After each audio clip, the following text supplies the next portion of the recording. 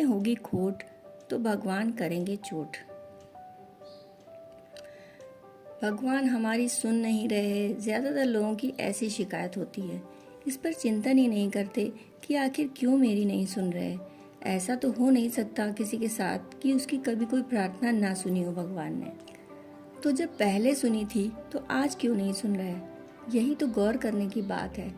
इसे कोई और नहीं बता सकता, स्वयं शांति से आत्म मंथन करना होगा। कुछ धनी किसानों ने मिलकर खेती के लिए एक कुआं बनवाया। पानी निकालने के लिए सबकी अपनी अपनी बारी बंधी थी। कुआं एक निर्धन किसान के खेतों के पास था, लेकिन चूंकि उसने कुआं बनाने में धन नहीं दिया था, इसलिए उसे पानी नहीं मिलता था। धनी किसानों ने खेतों में बीज बोकर सिंचाई शुरू कर दी। निर्धन किसान बीज भी नहीं बो पा रहा था। उसने धनवानों की बड़ी आरजू मिन्नत की, लेकिन किसी ने एक न सुनी। निर्धन बरसात से पहले खेत में बीज भी न बो पाया तो भूखा मर जाएगा। अमीर किसानों ने इस पर विचार किया। उन्हें किसान पर दया आ गई, इसलिए सोचा कि उसे बीज बोने भर का पानी दे ही दिया जाए। उन्होंने एक रात 3 घंटे की सिंचाई का मौका दे दिया। उसे एक रात के लिए ही मौका मिला था, वह रात बेकार ना जाए, यह सोचकर एक किसान ने मजबूत बैलों का एक जोड़ा भी दे दिया ताकि वह पर्याप्त पानी निकाल सके। निर्धन तो जैसे इस मौके की तलाश में था। उसने सोचा इन लोगों ने उसे बहुत सताया है, आज 3 घंटे में ही इतना पानी निकाल लूंगा कि कुछ बचेगा ही नहीं। इसी नियत से उसने बैलों को जोता पानी निकालने के लिए और बैलों को चलाकर पानी निकालने लगा। पानी निकालने का नियम है कि बीच बीच में हौज और नाली की जांच कर लेनी चाहिए कि पानी खेतों तक जा भी रहा है या नहीं। लेकिन उसके मन में तो खोट था। उसने सोचा हौज और नाली सब दुरुस्त ही होंगी। यदि बैलों को छोड़कर उन्हें जांचने गया तो वे खड़े हो जाएंगे। उसे तो अपने खेतों में बीज बोने से अब मतलब नहीं था, उसे तो कुआं खाली करना था ताकि किसी के लिए पानी बचे ही ना। वह ताबड़तोड़ बैलों पर डंडे बरसाता रहा। डंडे के चोट से बैल भागते रहे और पानी निकलता रहा। 3 घंटे का समय पूरा होते ही दूसरा किसान पहुंच गया, जिसकी पानी निकालने की बारी थी।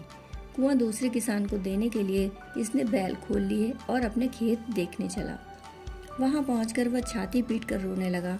खेतों में तो एक बूंद पानी नहीं पहुंचा था। उसने हौज और नाली की तो चिंता ही नहीं की थी। सारा पानी उसके खेत में जाने के बजाय कुएं के पास एक गड्ढे में जमा होता रहा। अंधेरे में वह किसान खुद उस गड्ढे में गिर गया। पीछे पीछे आते बैल भी उसके ऊपर गिर पड़े।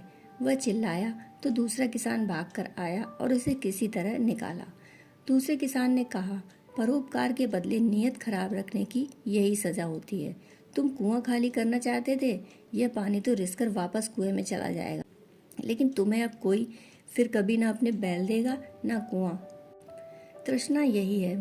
मानव देह बड़ी मुश्किल से मिलता है। इंद्रिय रूपी बैल मिले हैं हमें अपना जीवन सत्कर्मों से सींचने के लिए, लेकिन तृष्णा में फंसा मन सारी बेईमानी पर उतर आता है। परोपकार को भी नहीं समझता। ईश्वर से क्या छुपा है, वह कर्मों का फल देते हैं, लेकिन फल देने से पहले परीक्षा की भी परंपरा है। उपकार के बदले अपकार नहीं, बल्कि ऋणी होना चाहिए।